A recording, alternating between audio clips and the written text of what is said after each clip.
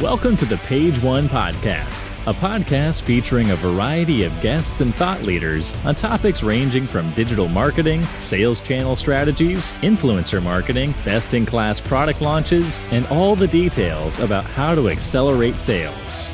Now, here's your host, Luke Peters. Thanks for joining us on the Page One Podcast. I'm your host, Luke Peters, CEO of New Era Appliances and retail brand digital strategy agency. Really excited about this episode today. In this episode, you're going to hear from Ed Lynes, founder of Woden, a strategic messaging agency that helps you build consumer trust and remove friction. So for those brand owners, that maybe have a somewhat commoditized or non-differentiated features in their products, you're going to really listen to how storytelling and messaging can set you apart. And Ed's going to be kind of put on the spot here. He's going to critique my brand, my company, New Era, live here on this podcast. So looking forward to that. And Ed is a managing partner of Woden Strategic Narrative Agency based in Philly, PA. Woden helps organizations develop clear, compelling, strategic stories and aligns all they do behind their message. Ed is the founding partner and leads the firm's day-to-day operations. Ed grew up in Boston, attended Boston University, where he dropped out to start a newspaper and grew that into 14 different newspapers. So Ed, from one paper boy to another, welcome to the Page One Podcast. That's great. Yeah, thanks for having me. Who would have thought that newspapers would have been a growth industry and I guess a way to start a career in 2005, but stranger things have happened. Thanks for having me on. That's a great story. The dropout stories are always fun. So did you ever go back or did you just continue on in your business career? No, just continued on. Actually, I've been fortunate. My business partner in Woden has actually been my same business partner since 2005. So we've had now 3 or 4 companies together back in the newspaper business with Philadelphia Weekly. So we purchased the Alt Weekly here in the city. So have a soft spot for papers, but no, I've had the same partner through it all, which I'm sure, as you know, as an entrepreneur, makes a huge difference having the right person by your side. And we've been doing the Woden thing for about 5 years now and just absolutely love working with companies like yours to help them really figure out how they craft a story that's going to connect with people. Awesome. And listen, for all those brand owners out there listening, I thought this would be a great episode and one we can learn a lot. Quite often interview other brand owners, but we all, at the end of the day, we all have to have a website. We all have to have brand positioning and brand messaging. And, Ed's an expert in that area. And so I thought, this is more than just a call to action on your product. This is really kind of how to align your brand with customers so you're able to get sales when you really know that your product isn't that much more differentiated than maybe your competition. So Ed, I'm looking forward to hearing that and learning from you today. Again, we do have a lot of brand owners listening, and why not just in simple terms, hopefully I did justice there, but did I miss anything, or do you want to kind of explain a little bit more about what Woden does? I think you hit the elevator pitch points perfectly. So thank you for that. It's really all about having that clear, compelling strategic story and getting everything aligned behind it. I think what you hit on those is perfect, right? That brand, it's not just the logo, it's not just the colors, the website, the things that people think about initially. It's really the way your customers feel about the brand and all the different relationships and developments that come out of that. And, I think for us, we really feel like when you get that message right, the impact is it's transformational. We help folks make sure they're on the path for growth, building the right culture to support that, the right customer experience to support that, which we'll talk about a bunch today. And of course, the long-term strategy that keeps that perpetuating into the future. Awesome. Well, why don't we just, start right off here with some practical advice from you. So for the typical brand selling hard goods, into Home Depot or Wayfair, of course, online at Amazon, what are 2 to 3 doable changes that their marketing team should do or, take action on immediately in their messaging? Yeah, it's a great question. And, I'll start with the obvious, right? That brand messaging and storytelling is not a panacea. So, I recognize if you're on a shelf or you're showing up in an Amazon search, pricing, packaging, design, we know these things matter, right? Especially for price conscious products or non-differentiated products. So I certainly don't want to come across today as pretending like the right story just kind of cures all ills. But I really do think it comes down to 3 areas that I'd encourage folks to target. The first one is, think about the entry point the customer has with the brand, right? So if you're on that shelf in Home Depot, that's the copy on the package. The customer's going to pick it up. They're going to see the artwork and they're going to read a little bit of something about your brand. In the Amazon instance, it's that little product description that appears on the page when somebody clicks a search result. That's your chance in a handful of words to hook that buyer emotionally, right? And take them out of a purchase that's purely driven by price point and really can kind of be about a quick and immediate connection, ideally with a pain point that they really feel. We know people make decisions emotionally, and that's the first chance to kind of draw them in. Number two, and it's funny, I think most people would probably expect me to say website here, but I'm really going to go with email. I think when someone comes to the website, they're looking, of course, to validate information about the product and about the company and learn more, but they've already been hooked in somewhere. Email is really one of those chances where you're trying to forge a connection and maximize that value of the customer over a lifetime. So I'd be thinking about how do you turn those email campaigns away from being purely sales-oriented promotions and into relationship builders that make people want to advocate for the brand. And the third one, which again, you might think falls outside of kind of the traditional domain of marketing, but it's all really to me about customer service and customer experience. Most brands do good customer service, but I had an experience this week where I called my bank and I got good service, but a terrible experience, right? And I think, and I won't name them on the podcast to shame them or anything like that, but I think making sure that you've got a customer experience that when someone has a pain point and they pick up the call, a phone to make a call, when they send an email question in, that they're getting more than just an answer, but that becomes an opportunity to reinforce the brand, build loyalty, and help engage that customer on behalf of the story. That's huge, right? And I think can matter even more than the copy on the web. So I think those to me would be the big three: email, the first kind of entry point, and then the experience that you deliver on an ongoing basis to build that. Well, okay, that's awesome. And I was going to reiterate those, you just did it, but a few other things just to kind of reinforce was, customers make, or people in general make emotional decisions. And again, you want to try to build the relationship. So why don't we kind of stick to this? So now, a brand owner right now might be listening, or, marketing executive might be thinking about this, about, okay, we got to build a relationship, or I got to build trust. But, in my product description, I got to tell about the product. Or maybe they're in their mind, they're thinking like, okay, I don't want to have some corny company story on the package. Like, that's where, I guess professionals will come into play. But what is give us maybe an example of a tangible messaging change that brands could make. So, on their package, should they, or maybe you can give themes, like on the package, should brands in general try to tell a little bit about how they started because that is engaging the customers? Or like what type of message do you find customers engage with? Because I think a lot of brands might care or might think like, why would a customer care about that? A customer just, they want a product that works. And so the brand might be kind of, maybe not the right word, but too modest to maybe talk about their beginnings and think that that even means something to the customer. But, it would be interesting to hear your opinion there. Yeah. So I think the first thing to remember is that, just like you said, there's a hierarchy to decision making, right? And it's almost entirely emotional. We know that people make emotional decisions and then they seek out features and benefits and details that just reinforce and support that same decision, right? That feels good emotionally. And I think when we think about our brands, right, we got to start at the top, right? Which is, what's the purpose behind the brand? Why does this brand exist? And if you think about even consumer brands, which on the surface might not have much differentiation, there's a reason why you felt the world needed another widget when you started your company, right? Or when you entered that product line. So I think thinking really about why is it that we're even in this business? And it's probably not just to make a couple extra bucks, right? Why are we in this business and why do people care? And the story is really the essence of how you communicate that purpose. I think the third level down are the more tactical applications. And I think that question about origin story or talking about us is one of those places where people can get a little bit confused about the nature of brand storytelling, right? I would think of the story as the strategic element that ties all that together. And then all those little things, the origin story, the copy on the package, those are the tactical sort of pieces of copy that reinforce that strategic message, but ultimately are kind of subservient to it. So for me, when I think about what's on the package, it may not be the origin story, right? If that's not compelling or not a way to reconnect with the brand, it's really got to be about the catharsis and the arc that the customer feels, right? People buy products because they feel a pain point or a need, right? And they want to feel that you have an empathetic understanding of what that need is.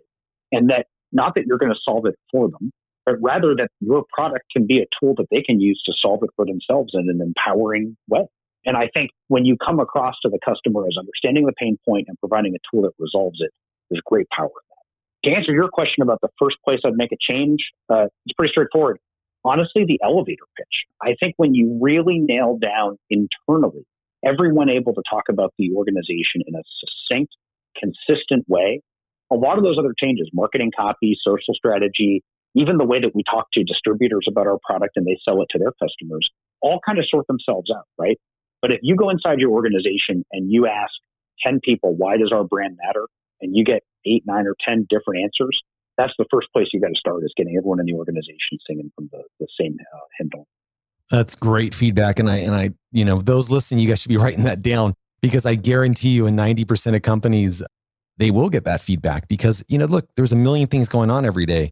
And, you have new people and, folks that have been around for a while, but, leadership isn't always talking about the elevator pitch. They're talking about other objectives. So I think that's great feedback and gives us all something to think about and make sure that it's probably hammered down in our mind, but we got to make sure that the rest of the company really understands and believes in that cause. So good feedback there. How about like a case study? Is there something that you could walk us through in a case study and, talk about how, where the messaging was from a brand you worked with and kind of how you changed that?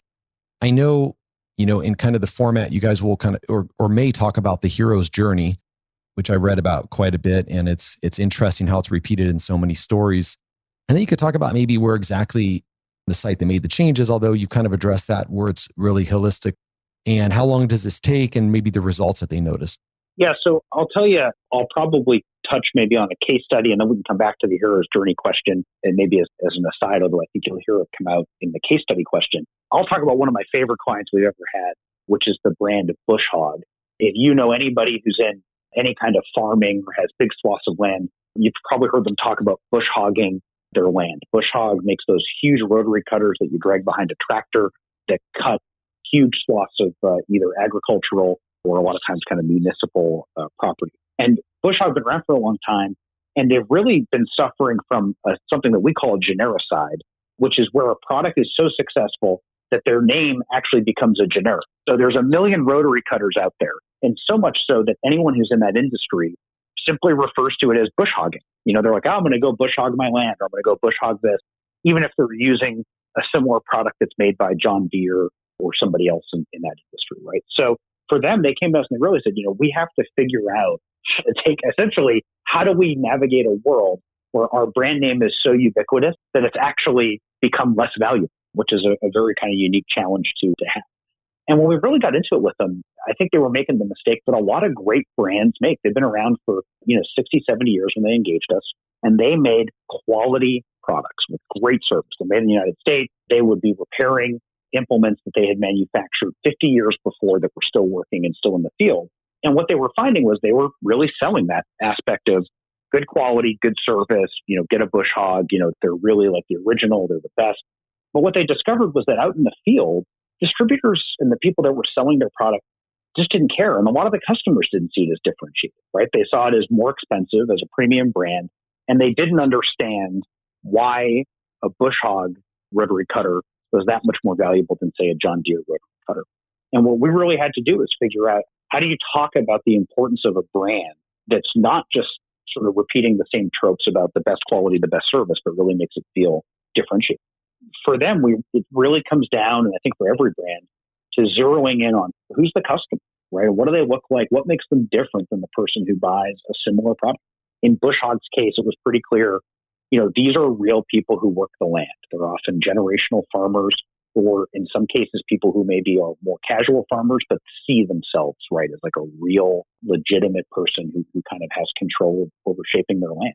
And what we really hammered in on was this idea that there's frustration when you own huge pieces of land around the idea of not being able to shape it and master it the way that you want to. And that, the quality of bush hog isn't an abstract thing. The quality of bush hog is that you can drive over a 3-inch tree and a bush hog will just chew it up and turn that into farmland in a way that a deer won't, right? And so the quality matters, not as an abstract concept, but as an idea behind being able to achieve what you want to achieve with shaping your land the way that you want to shape it. And we've really built that arc around that. And eventually settled in on a tagline, which I think was kind of the big thing, at least for Bush Hog, that really kind of helped them feel like they had that right differentiation. And if you go to their website now, you'll see, like right when you land on their homepage, at the top of the page, the first thing it says is, if it doesn't say Bush Hog, it just won't cut it.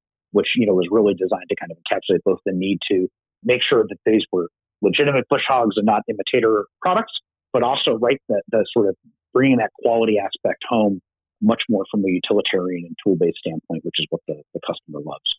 And so really being able to shape that inspirational aspect, getting customers engaged, sharing videos with what they're doing with their bush hogs, taking that passionate customer base and really getting them out there and making it a little bit more of a lifestyle brand and a community was the huge difference for them. It took us about 11 weeks to kind of get through that process, and we can touch on that a little bit more. I don't go on too much here.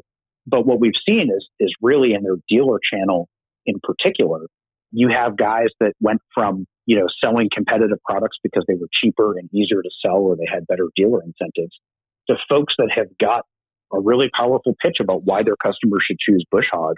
And that's always the hardest, right? Is when you have someone who's outside your organization who's got to advocate on your behalf. And at least with bush hog, I think have been really successful with a lot of those folks that are at the big agricultural co-ops, selling and really becoming evangelists for bush hog and increasing sales through those channels because they feel so much more confident in being able to sell the product and explain why it's better than the competitor.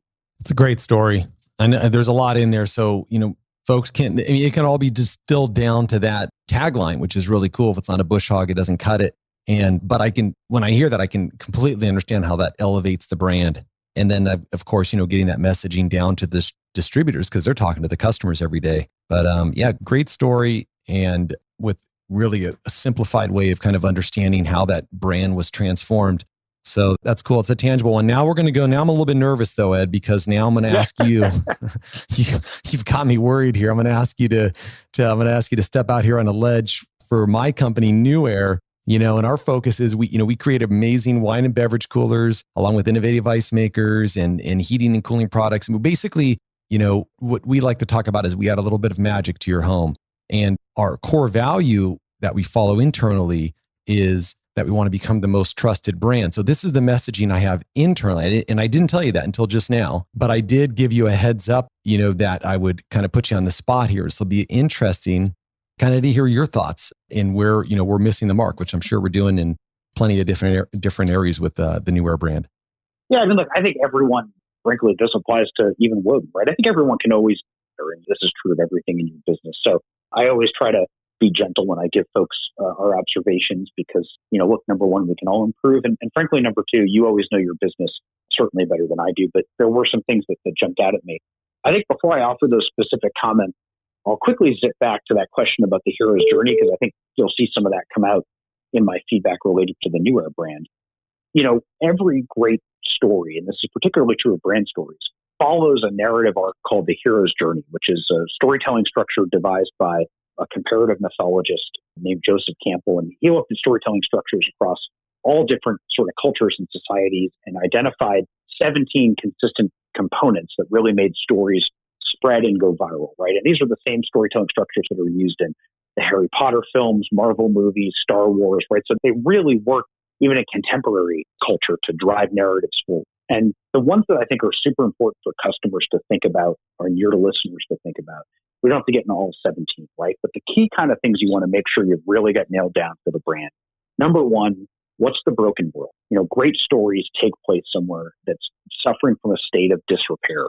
You think about the beginning of Wizard of Oz, right? Dorothy's living in Kansas in sepia tone, right? In the middle of like the Dust Bowl.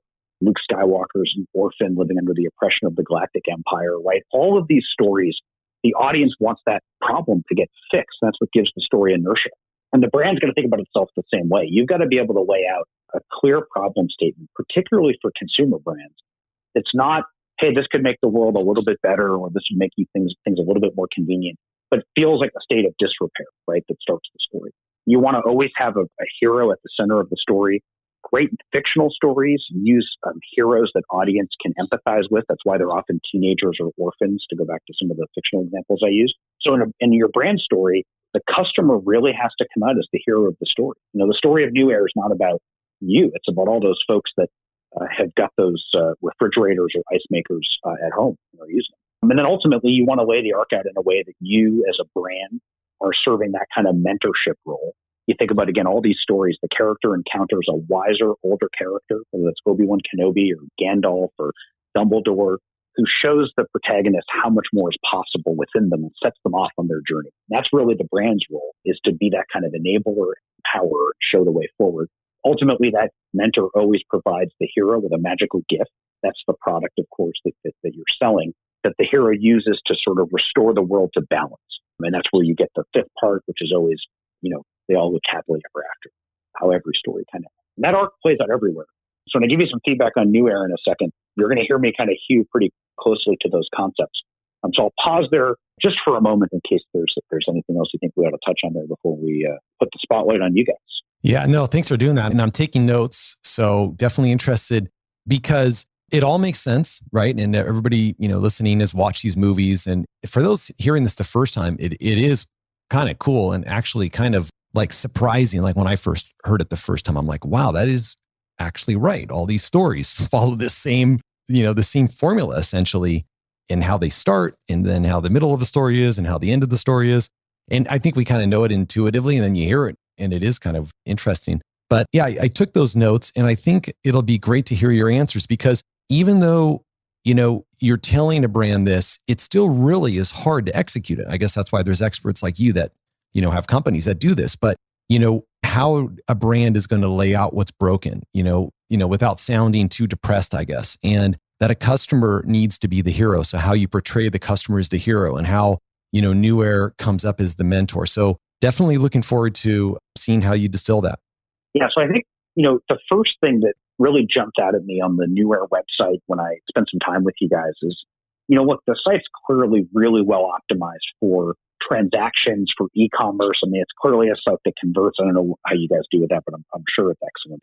But what really struck me was that, if I didn't already have a self-diagnosed need for one of the products, that first kind of component of the story, the broken world, right, really is kind of missing from that. So, right now the headline on the page talks about how, you can chill down beer in minutes. Well, for me, if I've already got a, refrigerator full of beer, right, why is it that I need particularly a beer fridge or a tabletop ice maker or one of these other kind of great products that you sell? And I think that's one of the things that we often do as brand owners, right, is we kind of take for granted the demand that's in front of us because we get, we feel the pain point. That's why we started the company. I know you started your brand out of your garage, right? I mean, this was something personal to you. You understood it, you felt it. But we want to make sure, I think, when customers come to us that they understand what the pain point is, because sometimes, number one, they might not be able to even articulate it themselves.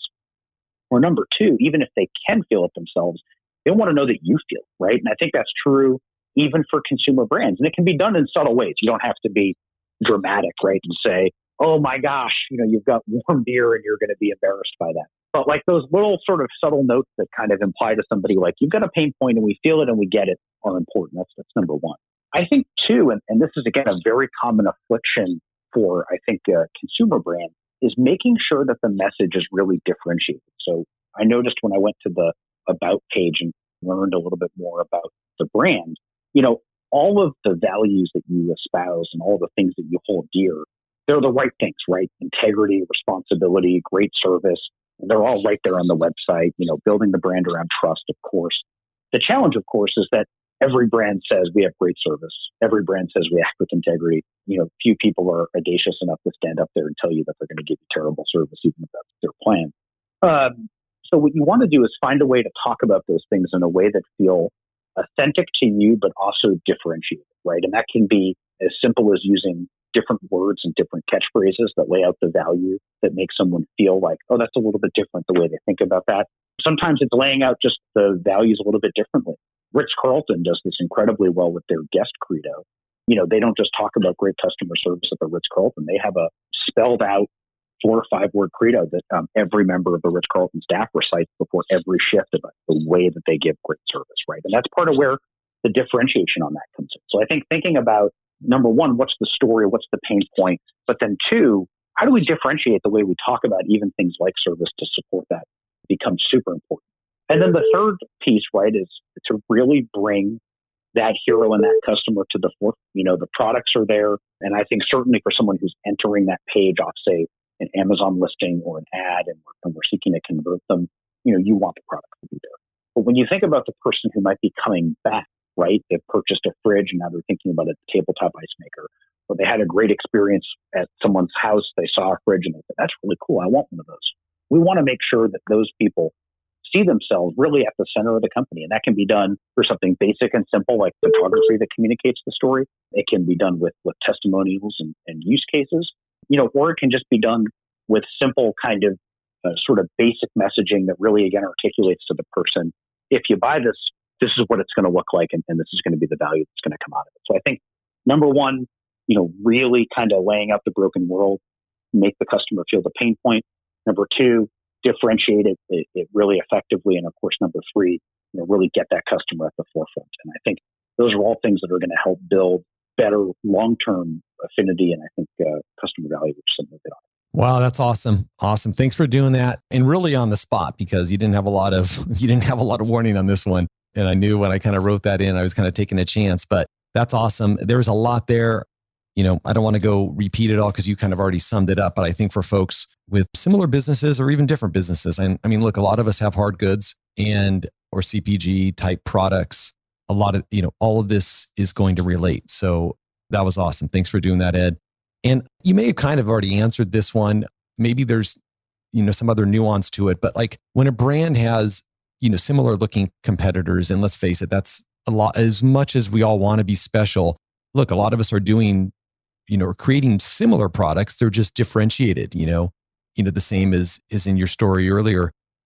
What types of other things can they do to create that differentiation? So is it still focused on this storytelling, and kind of how can they get customers to see that? Because the problem is a lot of customers now are going to be on Amazon, right? They're less D2C and more marketplace or more, wholesale driven. So customers aren't always going to their website. And so it's really hard often to get that story in front of them. Yes, great question. I think a couple points about that. The first thing, and we've worked with some marketplace brands before, and one of the things, that I try to be honest about is the limitations of storytelling, and when you've got a marketplace brand, a lot of times that first sale that's going to open the door with a customer is going to be because you've got great reviews, you're high ranked on the search, and it's competitively priced, right? The customer needs something, they make the purchase. I think where storytelling becomes really powerful is after that person's entered the ecosystem, right? And you're either able to market to them directly or get them to sign up for your email list, and you're trying to unlock lifetime customer value. That's really, even for brands that sell fairly competitive and sort of commodified products, where they can make a huge difference even if they're selling through a marketplace. So I think the number one thing is to really, understand what the customer values, right? For us, Woden's roots were actually in a previous company that my partner Dan and I had, which sold telecom, which is incredibly competitive. It's not a hard good, but it's entirely commodified. And, our real big breakthrough there was discovering that it wasn't about service or internet speeds or uptime. It was all about helping our customers drive tenant retention, which was not something we had expected. And really, we wanted to speak to that pain point. We have worked on a bunch of work actually with spirit brands. And one of the things you see in the alcohol industry is that people pick certain alcohols and certain spirits, not because of how they taste or not even because of the marketing of the product. They pick it because of what it communicates about them when they order the brand. When they walk up to the bar and they say, please give me a blank, they want the people around them to perceive them in a certain way, right? And you see that true with a lot of home goods brands, where people want someone to come in their house and look at their kitchen and say, oh, you have a blank, even if it's not articulated. So I think it really comes down to understanding the customer motivation and why the customer cares about buying a brand, a product from a particular brand, and whether that's aligning with their self-perception, whether it's aligning with a pain point that no one else has spoken to, or whether it's frankly even just matching up with their own value system and beliefs.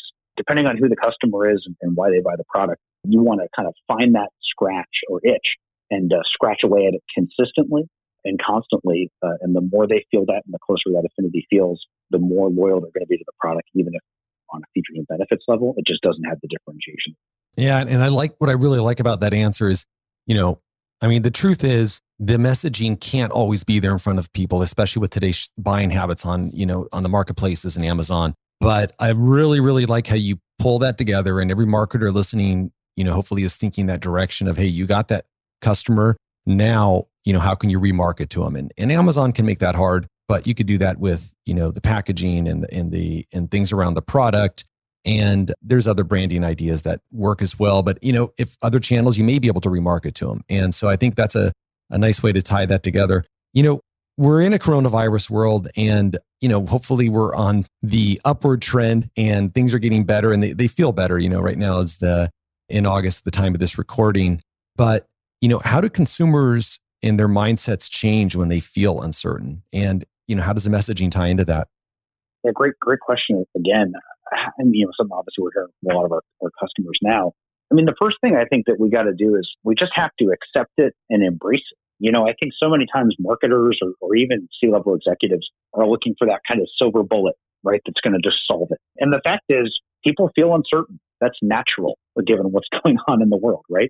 So I think it's all about building empathy, right? There's going to be more friction in our sales and demand funnels because of that uncertainty. And I think what we want to do is focus on a couple of things we can control. So the first is we can continue to combat uncertainty by building desire, right? Because uncertainty can come at two different places in the buying journey. Uncertainty can come at the top of the funnel where the person says, do I even want to buy a product like this? Or it can come at the bottom of the funnel where the person says, is this the right product for me to buy before they hit the purchase button? I think fighting the uncertainty at the top of the funnel, you can do by continuing to create excitement and desire around that. And obviously, e-commerce has continued to do well through the pandemic. And I think a lot of that has been encouraging people to maximize the lives that they can have, right? And the things that they can do. And that's done a really good job building enthusiasm, building desire. And that's, I think, a lot of how you can kind of combat the global uncertainty is give people a point of stability when everything else feels uncertain and allow them to kind of gravitate to that. I think the second piece of uncertainty is when they're down further in the funnel and they're holding off on making a purchase, which could be economic uncertainty. It could be, obviously just, a crisis of having too many choices. And I think in those cases, that's just really where you have to come down to being authentic and open and arming people when they're uncertain with the right information so they can make their own decisions. We live in a world where people can research and understand products better than ever before. And I think the more we try to push people over the finish line, the more uncertain they get that they're making the right decision. Trust your customers, arm them with the information that they need if you've built desire, and trust that if you're building the right emotional connection with them, if you're being open and authentic and vulnerable and understanding their uncertainty, empathizing with their pain points and trying to kind of get them into the right place, that they're going to trust you, that they're going to consume the information that you dispense to them, and that they're going to ultimately make the right buying decision and want to resolve that internal conflict by trusting you to help them with it. Awesome. Well, listen, Ed, you speak like a professor. I got to tell you, you're very succinct, and I love marketing. And I learned a lot here because I'm often thinking of, maybe getting folks through that funnel, and a lot of marketers are, and how we can improve, a call to action or a pitch or remove friction. But I like the overall theme, and I think a lot of us are missing out on it because frankly, what we're talking about today is honestly a lot harder because it's so many parts of the brand have to be reassessed and changed. But, definitely an episode I'm going to re-listen to and have my marketing team check out. And I think, there's, Ed, for the audience, went through a couple of examples. So we have the deep dives, but I think just on a simplistic view, especially for, the single entrepreneurs out there or the folks with the really limited budgets, first fix that elevator pitch and make sure that it's focused around the different elements that we talked about with the broken world and the customer needs and the brand being the mentor. So hopefully that kind of summed up the main themes of this. Really enjoyed this. And I kind of want to finish with asking you maybe who your favorite marketer is. Maybe it's a marketer, maybe it's a book that you recommend for marketers to read. Would love to get your insight there. Yeah. So I guess what I'll leave folks with is I'm generally averse, maybe it's because I'm not a marketer by trade, but I'm generally pretty averse to kind of the quick fix sort of marketing influencers that you see popping up all over LinkedIn. To me, right, great marketing is just about understanding the business and understanding how it relates to people and the levers that you can push to make those relationships more effective. So I tend to kind of read and consume things that are maybe a little bit broader and outside that. Merchants of Doubt is a terrific book. Again, not a marketing book, but it's really about actually how cigarette lobbyists convinced us to all keep smoking long after we knew that it was bad for us. And it's a great kind of case study in how we can get people to make decisions and act emotionally, even when it's against their best interests. The Innovator's Dilemma is a great example on the other side of that, where you have great innovations and great products that fail because people can't wrap their head around it and understand it. So I think the more we can read, not about quick marketing fixes and ways to optimize web copy, but maybe the more we spend time understanding people and why they care about things and why they love certain brands and certain people, the easier it's going to be to build the relationships with them that ultimately is going to deliver value for the brand. Great choices. I've read The Innovator's Dilemma, and we'll add Merchants of Doubt to the list. So we'll have those in the show notes as well for the listeners out there. And thanks again. How can the listeners find more about you and Woden? And also, I think you're an author, right? You wrote a book called Story is the Strategy. Yeah, and I think if folks want to learn, forget more about Woden, but even just more about how to approach this, the book's a great place to start. I'm a big believer that whether you engage Woden, whether you do this yourself, whether you talk to somebody else, every brand should know how to talk about themselves in a way that's clear and compelling and memorable. So we put on our website, you can go to strategy.wodenworks.com. The book's available there for free to download. We also sell it at cost, so $10 or whatever it costs to purchase it. Want to get that stuff into as many people's hands as possible. So I'll tell you, if you're looking to learn more about this stuff, the book's a great place to begin. You could never pick up the phone, you never speak to us again. And I think you get yourself about 80% of the way there on making sure you've got a story that really works for folks. Wow. Well, I think you're being modest there, but that's a great offer on the free book. So definitely encourage folks to go there. We'll have that in our show notes, and we'll have a link right there so you can check it out. And again, I just want to thank everybody for joining us on this episode of the Page One podcast, sponsored by Retail Band. Hope you enjoyed the interview today. Truly appreciate your reviews on iTunes, and hope you all join us for the next interview. Take care. Thanks for listening to the Page One podcast with Luke Peters. If you enjoyed this episode, please help us out by leaving us a rating on iTunes. Want to double your online sales? Check out www.retailband.com. And don't forget to join us next week with our next amazing guest.